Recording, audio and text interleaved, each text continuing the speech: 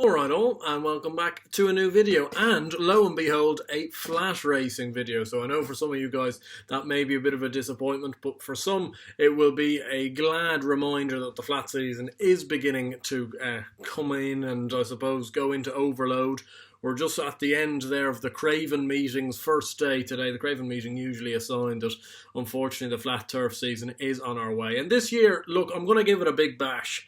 This flat stuff. It's not my favourite. I do prefer the jumps racing. I'll hold my hands up to that. I'm still obviously going to keep doing the jump racing for Punchestown all the days there. Obviously the Scottish Grand National, maybe even the Sandown Celebration Chase Day. I'll do all of that, don't worry. I'm not going to kind of get rid of that at all, but I am going to try and give this flat racing a big go this summer, try get into it, and I feel if the more I get into it the more I might enjoy it, so that's how I'm going to go into it. And I'm going to start it off with a top 10 horses to follow for the flat season from my perspective. These are a mix and match. None of them are Group 1 winners. But some of them are group horses, some of them have run in Group 1, some of them are handicappers, some I think may go on to be better things. So it's a mix and match of all of them. It was a little bit, it's probably a better type of horse than my jumps horses to follow list. It was a bit of an obscure list. Ended up with a few injuries on it as well, which didn't help. We had a few nice ones, Jason the Militant, French Dynamite, those types of horses. Cedarwood Road, all have turned into being very nice horses, but there's a few strange ones in there as well, I must confess.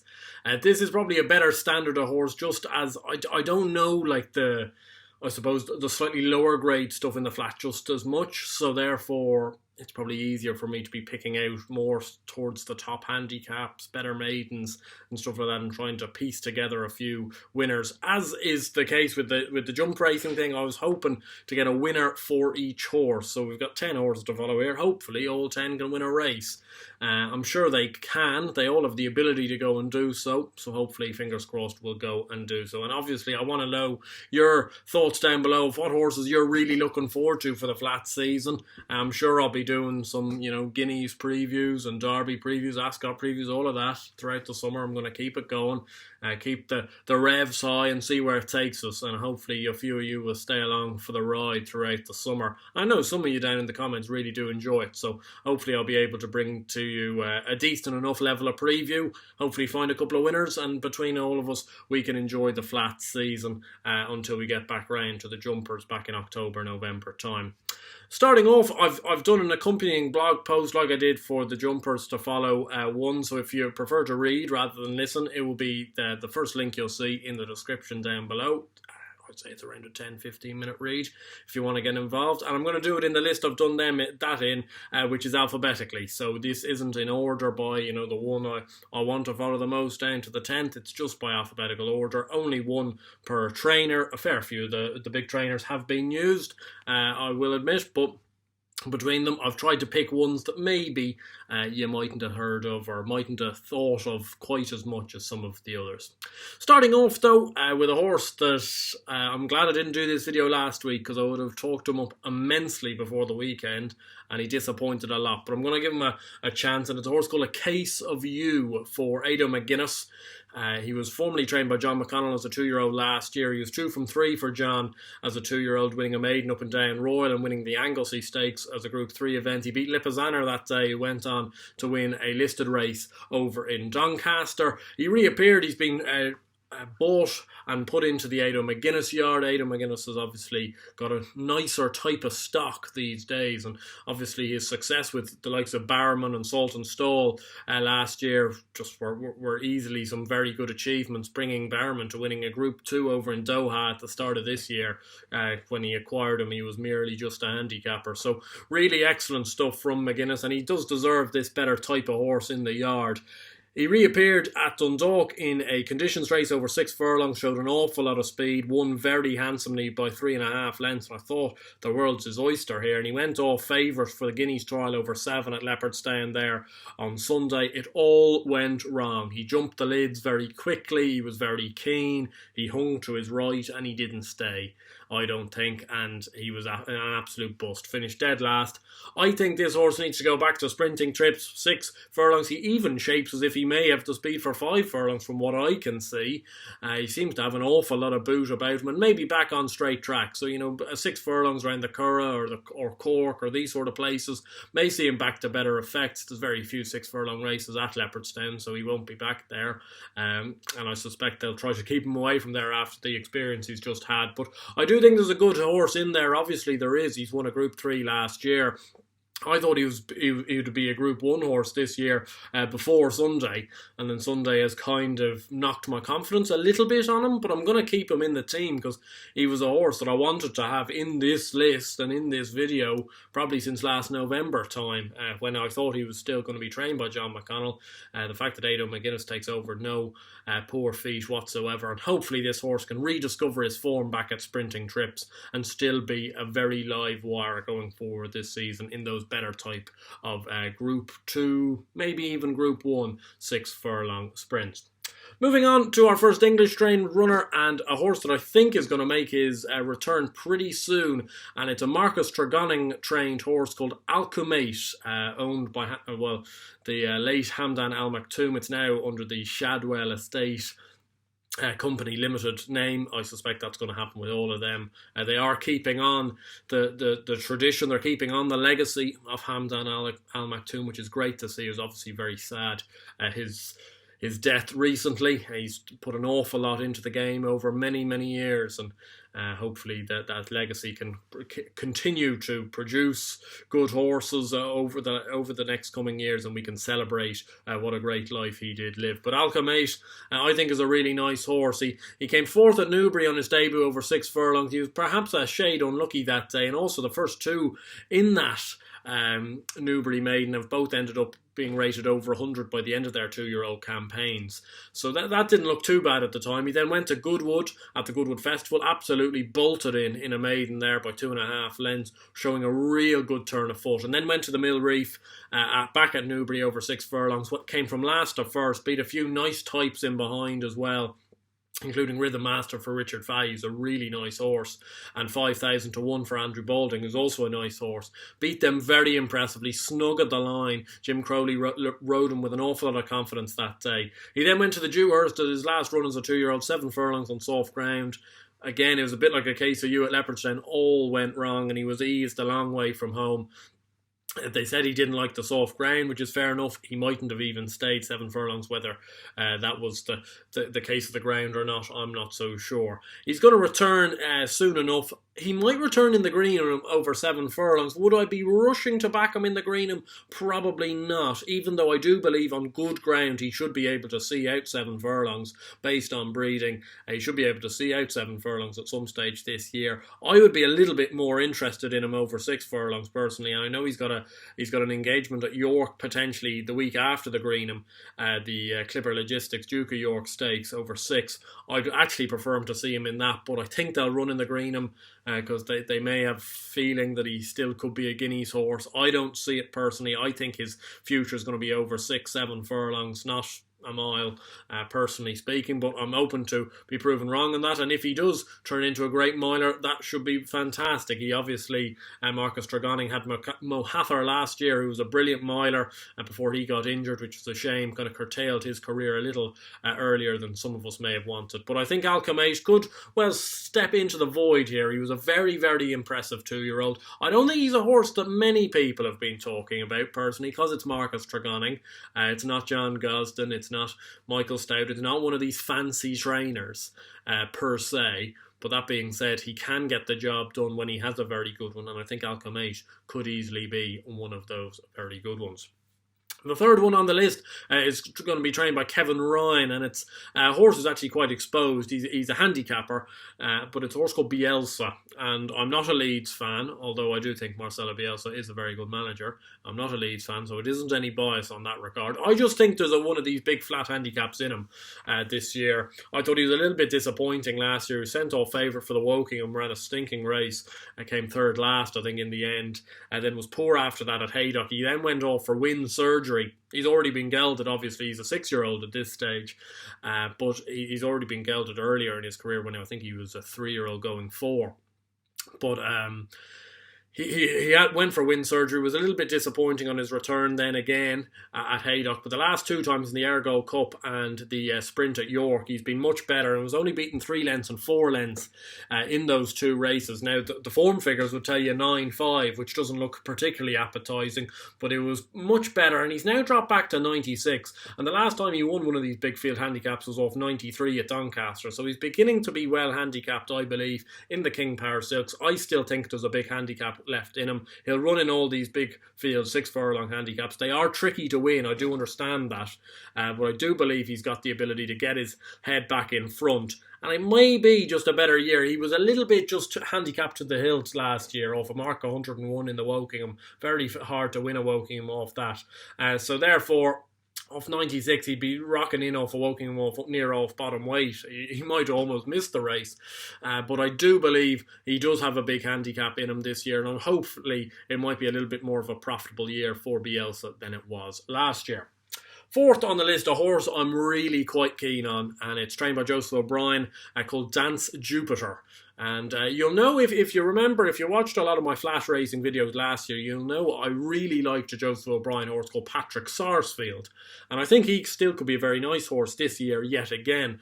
I think this horse has extreme resemblances to Patrick Sarsfield, and not only just the connections, just the way he's being campaigned. He beat Patrick Sarsfield actually when trained by John Kiley as a 3-year-old, then went to Joseph O'Brien last year. Now, he's a bit of a finger burner, I'm not going to lie. He was beaten 3 times at fairly prohibitive prices in handicaps over a mile, and gradually worked his way up the handicap to a mark of 95. And on his last start, over 10 furlongs at Naas, he absolutely dotted in under Dylan Brown McMonagle. I thought that was a very taking performance, and from what I heard from whispers from around the yard, that wasn't unexpected either. He's been raised to a mark of 101, which leaves him in a rock and a hard place, really. He's going to have to go and run in group races, and I know he's already got entries in the Alleged and the Moorsbridge Stakes, which will be interesting to see whether he takes that up or not. Based off of Joseph O'Brien's stable tour, I think they think this horse could develop into a group winner this year, over 10 furlongs, maybe even 12 furlongs in time, with a little bit of soft ground in there as well, which, unlike the majority of Joseph or Aidan O'Brien horses that usually want belting ground, this horse will handle a dig, which I always like. And I think there's still scope to come from this horse. He is a 5-year-old, but he is a gelded horse. I still think there's improvement left to come. He's lightly raced for a horse of his age on the flat, and I still think there's a massive year in him. And if he can be as much of a money spinner for us as Patrick Sarsfield was last year, we'll be very, very happy. And I think he might be able to follow a similar path and win a few similar races. The fifth horse on the list, and I said I wouldn't be ranking them, but this filly would be bang top of the list in terms of the one I'm most excited about this year. It comes from the Jesse Harrington stable, a filly called Flor De La Luna. It was only raced 3 times, and she's shown herself off to be a very good filly. I think they think the whole heap of this filly. I know Kate Harrington's talked a fair bit about her on Racing TV when she's been on. Jesse thinks a fair bit of her as well. And she went off odds on for a 3-year-old maiden at Roscommon last June. And it all went wrong. She had to be pulled up very sharply out of the stalls. Kind of looked a terrible injury, really. One that, unfortunately, other horses may not recover from. Anyway, they gave her plenty of time. She seems to have gotten back to herself. And then she ran at October in a back-end mile 4 maiden at the Curragh. It wasn't a maiden up to a whole pile. She beat a horse called Zanavi, who's ended up winning a juvenile hurdle for Dennis Ogan this year. It was trained by Dermot Weld at the time. It was a big price that day. But she won so impressively from the front, I think by 3.5 lengths in the end, showing herself off to be a good filly. But she only got an RPR in the 80s that day. And they pitched her into the Noblesse Stakes down at Cork it was around a week and a half ago. The race Princess Zoe reappeared in. And she took a monumental drift in the market before the race, out to I think 11-1 before the off, and was running a storming race up until around the 2 furlong pole, and was about to put the race to bed, I believe, under Shane Foley. Had dictated from the front, was about to put the race to bed, and the horse veered violently to her left, and Shane Foley had to pretty much stop riding to get her back on an even keel. At that point, the race was lost, and a Paddy Toomey filly called Mal came and did her. But she battled back at the line and was only beaten, I think, a length and a half at the line. And considering she barely got 50 yards in her maiden at Roscommon, she's only had 1 start, before running a second in the listed Noblesse Stakes. And she also did an awful lot wrong on the run-in and still came that close. I think she's a very, very talented filly. She's got an entry in the vintage crop at Navan over a mile 6. Or is it at Navan? I'm not sure whether it's at Navan or not. Sorry, I've said that off the top of my head.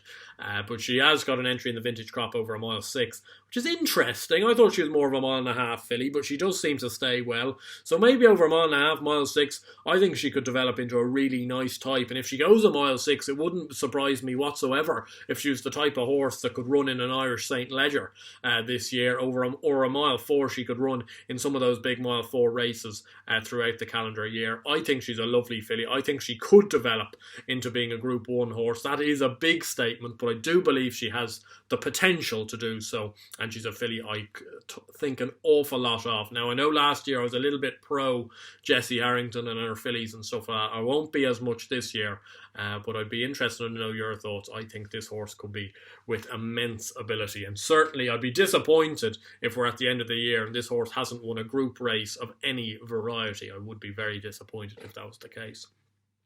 The next one, another English trained horse trained by Charlie Appleby, owned by Godolphin.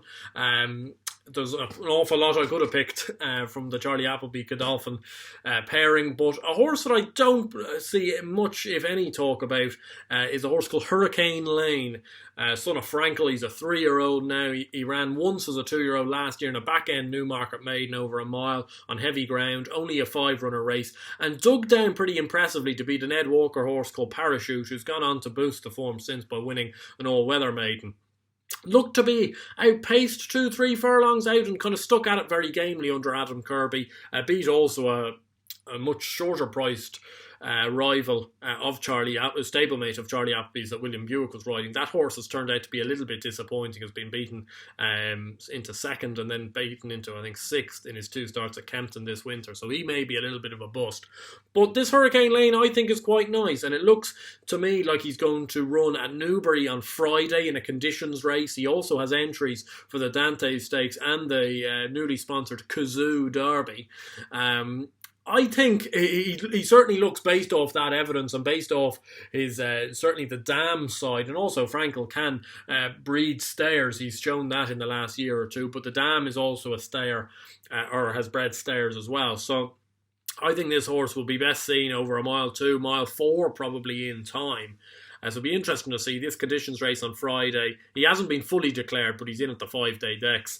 It's over a mile 2. That might seem to nice effect. It's going to be one of these interesting ones. He's won on heavy ground. You'd assume, based on breeding, he'd appreciate better ground. But that being said, maybe he's one of these horses that wants to get his toe in, and it'd be interesting to see how Hurricane Lane goes. It's just a horse I haven't heard an awful lot about, and yet he's got all the fancy entries. He's regally bred, and he's won from 1. So he's a horse I'm going to keep the right side of, and hopefully can make up into being a very nice type for Charlie Appleby in these 3-year-old races this year. He does have many horses, though, that could fill that void if it doesn't happen for Hurricane Lane. Next, I'm going to move on to the Aidan O'Brien horse, and again, similar enough to a lot of these trainers, you could have picked a heap. He's obviously been talking the ears off some people with the likes of Santa Barbara, Bolshoi Ballet, who I thought was extremely impressive in the Ballysacks on Sunday. But everyone knows about them. And this horse everyone will know about, but at the same stage, I think he's a bit of a dark horse and perhaps a forgotten horse going into his 4-year-old campaign. And it's a horse I liked for last year's Derby, a horse called Innisfree, who had a very, very good 2-year-old career for Aidan O'Brien. Missed the whole of his 3-year-old campaign, but is back and seems to be fitting well, and they're looking to run him pretty soon, again, in either the Alleged or the Moorsbridge Stakes to start off. Looking back at his 2-year-old career, it was very good. 2 seconds and 2 wins. He came second to Year of the Tiger in a maiden, then beat Sheckham of Dermot Wells in a maiden at Galway, and then beat the same rival in the Beresford at the Curragh on heavy ground. I think he could upgrade that performance, given he's going to be better on better ground, and also he gave first run to the runner-up Sheckham. Sheckham also hasn't been seen since and has subsequently been gelded. He might be a horse to keep the right side of this year if he rocks up in group races as well. This Innisfree then went on to finish second in the Virgin Futurity Trophy to Kameko. Kameko obviously went on to win the 2000 Guineas. Mogul was in that race, who won 2 Group 1s last year. Looks to be strong form. They quite liked him for the Derby last year. I think he was a bit backward. They couldn't really get him fit enough. And I think halfway through the summer they just decided to pull stumps and allow this horse mature at his own rate. They seem to be much more happy with him now. He's not the type of horse, just a little bit of a forewarning. I won't be going to back him if he runs in the Moorsbridge at almost any price, because I just think he'll come on for these runs. I think he might need even 2-3 runs to get fit. But I think over 10-12 furlongs on better ground near the back end of the summer, if they've managed to get a clear run at him and he's run 2 or 3 times, I think he could take a fair bit of stopping in an awful lot of group company. I'm hoping he retains that 2-year-old ability, and if he has done so, he'll be bang there in Group 1, Group 2 races come the back end of the summer on nice ground. I think he needs nice ground, and also I think he needs a few runs to probably get himself wound up.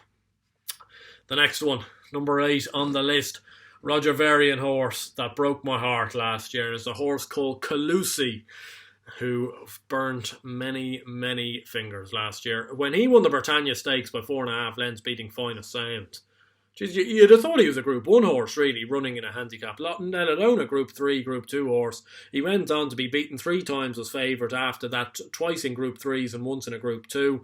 The last day in the Group 2 he bled, he burst a blood vessel, and before that he was too keen at Haydock in a Group 3, and the ground was too firm at Goodwood in a Group 3. Those were all disappointing runs, though. You can make those excuses, but they were all disappointing runs. He is better than that, and he's been gelded over the winter, which I think is interesting. He's going to have to compete in these Group 3 listed races, but it wouldn't surprise me at all to see him return in a listed race, and I'd love to see him go win. He's a horse I have an awful lot of time for. He's a big grey horse, he's got plenty of ability, and I think just a win or even a very good run would just give him the world of confidence. He struck me as a horse that was out of confidence and out of nick by the end of last year, and he needed a bit of time off. As I say, they've gone and got this horse gelded, so they're obviously thinking long term that they want to win a few races with this horse on the track, and that was the way to go down and do it. He's a nice type.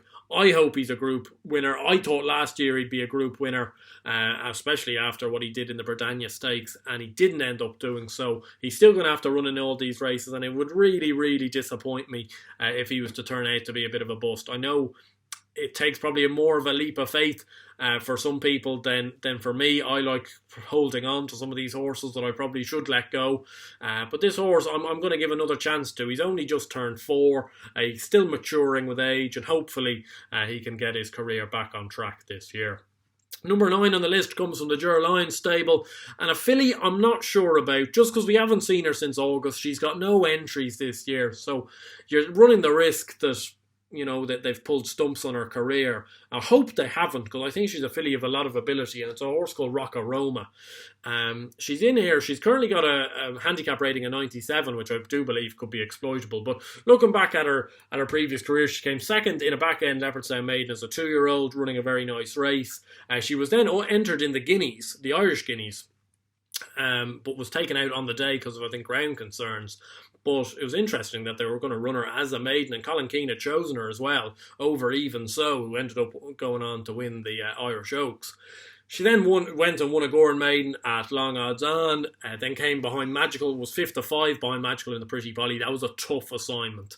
And then disappointed at Killarney in a listed race. Don't know what happened that day. She was quite well fancied. Just never seemed to happen. Never seemed to pick up the bridle. Got beaten 6 lengths. She then went to Leopardstown, a track that she seems to like, over a mile, and won on handicap debut off a mark of 90. She was raised £7 for that effort. I don't think that's insurmountable. If she comes back this year, and if she's shown necessary improvement from 3 to 4, I think she'll win another handicap, and I think she wouldn't be out of place in listed or Group 3 company. I think they've thought very highly of her last year. As I say, the only worry with me, no entries whatsoever, and we haven't seen her since August, so there's obviously been certain issues there, you'd have to assume.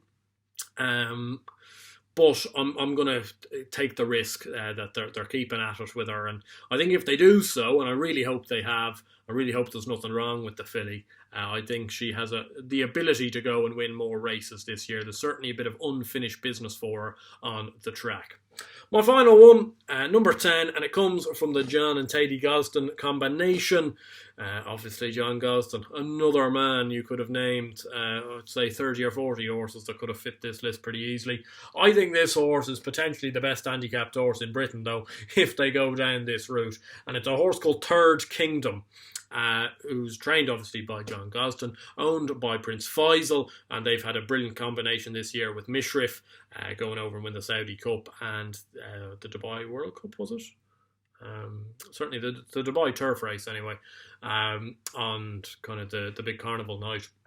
So they've had a massive money spinner with him. This horse, I think, is lovely. He's a 3-year-old now. He's ran 3 times as a 2-year-old. He ran in a very early season race at Newcastle, one of the first ones of the year, actually, up there after the resumption of racing over 6 furlongs. Was green as grass, ended up coming third. Wasn't knocked about by Ra Pavlin, and shaped very, very promisingly. But it's the next one that's the real winner in this, coming third at Sandown over 7 furlongs. And at the time you might have been a little bit disappointed, beaten by Etonian and One Ruler. Now Etonian ended up the season rated 108 and One Ruler ended up the season rated 111 and finished, I think, a half length behind McSwinney in the Vertum Futurity. Etonian ended up, I think he won a Group 2 at Sandown before contesting the Dewhurst, I believe it was. He didn't run very well in the Dewhurst, but I think you can forgive him for that. He's still a nice type.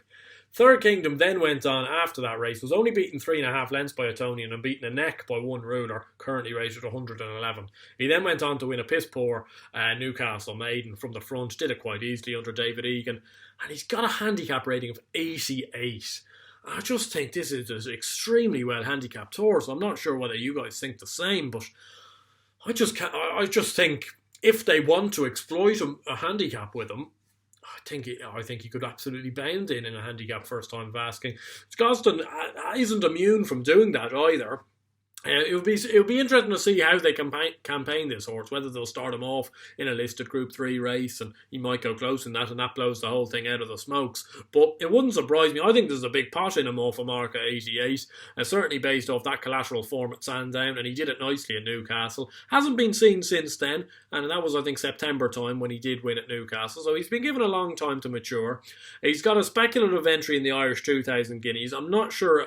I don't think he'll take that up, personally speaking, because I'm not sure he's up to that currently. But at the same time, it wouldn't surprise me at all if by the end of the year we're talking about this horse as running in group races, and he's currently off a mark at 88. So if John Gosden sees the light with Third Kingdom, I think he'll understand that this horse, if he's fitting well, could be a handicap good thing off 88. I'll be interested to know your guys' thoughts down below. Anyway, if you did enjoy this video, please do give it a like and subscribe to the channel down below. I think we're only 20 away from 3,500 subscribers, which is another massive achievement. Thank you to all. I really don't...